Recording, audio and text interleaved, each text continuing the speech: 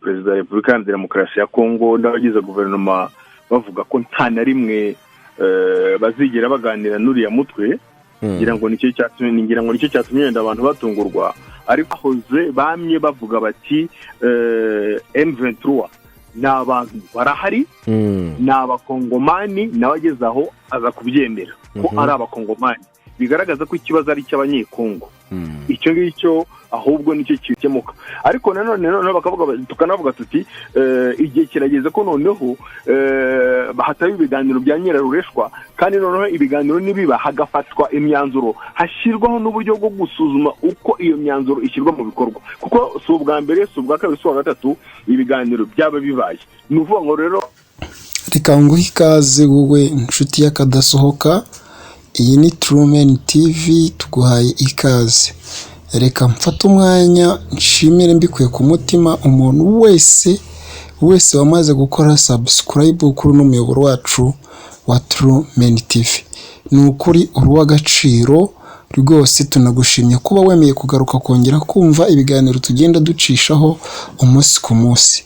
Gusa nawe mushyashya ukibona ino Truman TV rwose ukoze subscribe ntacyo byaba bidutwaye, ni inkunga ikomeye waba duteye kugira ngo dukomeze kubagezaho amakuru n'ibiganiro bigenda bitandukana. Iyi Truman TV rero tujya tubagezaho amakuru menshi atandukanye. Ubu tugiye kubagezaho ikiganiro n'umuvugizi mukuru wungirije Mukurarinda yagiranye n'abanyamakuru bavuga uko u Rwanda rwakiriye ukuba Perezida wa Repubulika Iharanira Demokarasi ya Kongo Tshisekedi noneho bwa nyuma na nyuma yemeye ibiganiro, akemera kuganira n'umutwe wa M23. Reka dukurikire twumve uko umuvugizi wungirije abisobanura. Murakoze rwose, dukurikire. Imana ikomeze kubaha umugisha. Perezida wa Repubulika ya Demokarasi ya Kongo n'abagize guverinoma bavuga ko nta na rimwe bazigera baganira n'uriya mutwe. ngira ngo nicyo cyatumye wenda abantu batungurwa, ariko iyo usuzumye uko iki kibazo cyagiye gigerageza gukemurwa kuva iriya ntambara yakongera kubura, baba imirwano yakongera gutangira, wasangaga harimo ibintu bitatu navuga.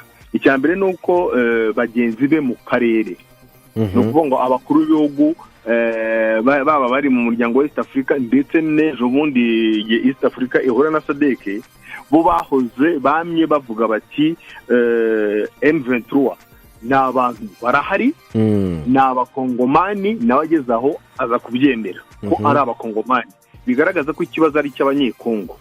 Icyo ngicyo ahubwo nicyo kintu bavuga uti noneho yacyemeye ku mugaragaro.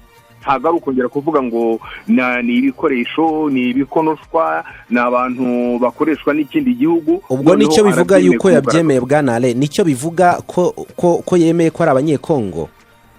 Ibi byo yari yarangije no kubyemerera abakuru b'ibihugu mu nama zitandukanye, noneho abyemereye ku mugaragaro. Navuga noneho anabyemereye natwe twese rubanda tubyumva, kuko niba yagiye muri Angola igatangaza yuko igiye kureba uburyo umutwe wa M23 uzaganira na guverinoma ya Kongo, ntabwo waganira n'abantu badahari. Icya kabiri rero ni uko yemeye ko noneho nk'uko na minisitiri w'ububanyi n'amahanga yigeze kujya kubivuga, ndumva niba nibuka neza ari mu nama mu kanama gashinzwe umutekano k'umuryango w'abibumbye, yemeye ko ibibazo noneho by'abanyafurika bigomba gukemurwa bikemuwe n'ibisubizo by'abanyafurika mbere na mbere. Noneho izindi mfashanyo, izindi nkunga zaza zikaza ari inyongera. Ni ukuvuga ngo rero agiye mu nzira nanone y'ibyo abakuru b'ibihugu hano mu karere bakomeje kuvuga, bavuga bati iki kibazo turakizi, giteye gutya, kigomba gukemuka gutya. Hanyuma ikindi cya gatatu ari nacyo nsorezaho, ari nacyo nyamukuru, ni ukuvuga ko noneho yemeye inzira y'imishyikirano, yemeye inzira y'ibiganiro, ariyo nzira yonyine yakemura iki kibazo. Nk'uko nanone buri genda agaruka ku byo abakuru b'ibihugu hano mu karere ndetse kandi iyo mvuga abakuru b'ibihugu no mu karere na perezida wa repubulika y'u Rwanda abarimo yemeye yuko ikibazo nta kundi cyakemuka ni mu nzira y'ibiganiro ntabwo ari inzira ya gisirikare. Uruhande rw'u Rwanda rurasobanutse kuva mbere mwavugaga yuko ikibazo cyashakirwa umuti biciye mu biganiro mwabivuze kuva kera ariko se ni muri ubu bwoko bw'ibiganiro buri mu bwo mwifuzaga cyangwa mwatekerezaga ko byakorwamo gutya muri ubu buryo? Burya icy'ingenzi ni uko abantu baganira uburyo baganira bwose wabahuza uwo ari we wese igihe cyose bihagarika imirwano abantu bakishira bakaganira ku kibazo gihari bagerageza kugishakira umuti. Icyo nicyo cy'ingenzi icyo u Rwanda rwamye ruvuga nuko iki kibazo nta kundi cyakemuka ariko nanone bakavuga tukanavuga tuti igihe kirageze ko noneho bahataye ibiganiro bya nyirarureshwa kandi noneho ibiganiro nibiba hagafatwa imyanzuro hashyirwaho n'uburyo bwo gusuzuma uko iyo myanzuro ishyirwa mu bikorwa kuko si ubwa mbere si ubwa kabiri si ubwa gatatu ibiganiro byaba bibaye. Ni ukuvuga ngo rero niba ari nabyo noneho guverinoma ya Kongo yanihitiyemo ikanihitiramo n'umuhuza ibyo ngibyo ntabwo ari ikibazo icy'ingenzi ni uko noneho ibyo bazaganira koko bigafatwaho imyanzuro izashyirwa mu bikorwa. Ibiganiro byose uko byaza bimeze wabahuza uwo ari we wese icy'ingenzi ni uko iyi mirwano ihagarara ibiganiro bikaganirwaho noneho hagafatwa umwanzuro ugashyirwa mu bikorwa ku buryo wemejwe. Umuntu yatekereza yuko bibaye ibiganiro bibiri kubera ko inama Dar es Salaam ndetse n'imyanzuro y'inama y'abakuru b'ibihugu yavugaga yuko ibiganiro bigomba guhuzwa bya Rwanda na Nairobi bikaba ikiganiro kimwe hanyuma kandi hajya habahuza abashyashya. Angola igarutse mite ku cyangwa igarutse kuba Angola igarutsemo no kuba hari amahitamo ya guverinoma ya Kongo nkuko nabivuze bishobora kuba bitandukanye n'ibyemezo byafashwe ariko ku rundi ruhande ntabwo ushobora kwirengagiza yuko Angola ibifitemo ubunararibonye muri iki kibazo n'igihe ikimazemo igerageza kugikemura.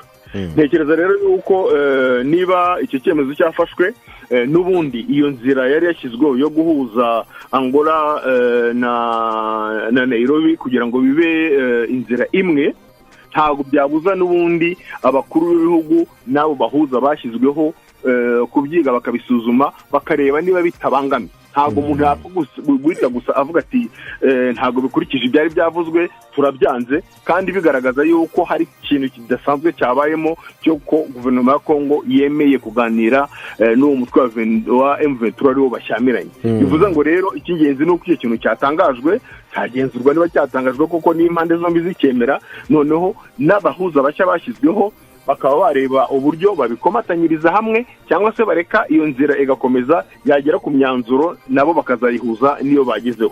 Ibyo ngibyo kuba wabona igisubizo cy'uko izo nzira zombi zakora ari uko imwe igenda uko n'undi ikagenda uko cyangwa zahuzwa ibyo byasuzumwa. Icy'ingenzi ni iki cyemezo cyaraye gifashwe cyo kuvuga tuti noneho hemewe inzira y'ibiganiro. Hari ibiganiro byagiye biba birimo n'ibyo bya Rwanda nyine twavugaga leta ya Kongo ikabanza kubijyamo ubona ko ifite ubushake ariko nyuma ntibitanga umusaruro. Ibi byo mubyizeye mute? Ibyo ngibyo ntabwo ahita umuntu avuga ugendeye kuri ubwo bunararibonye nyine ibyo twagiye tunyuramo twagiye tubona ntabwo ahita uvuga ngo nizeye yuko byanze bikunze noneho iyi nzira abantu bahisemo ariyo koko noneho izatanga nk'uko bivuze umusaruro. Nigeze kubikomoza mvuga ati ni byiza ko abantu baganira ni byiza ko abantu bamara kuganira bagafata ibyemezo ni byiza ko noneho harebwa n'uburyo bwo kuvuga ngo ibyemezo byafashwe birashyirwa mu bikorwa gute. Icyo kintu ni ingenzi kubera ko dufite ubwo bunararibonye bw'ibiganiro byagiye biba imyanzuro igafatwa ariko ntishyirwe mu bikorwa. Ni ukubikuramo rero isomo hakajyaho ukuvuga uti baraganiriye bemeje iki kirashyirwa mu bikorwa gutya kiragenzurwa nande uri kubishyira mu bikorwa. Icyo ni ikintu cy'ingenzi cyane.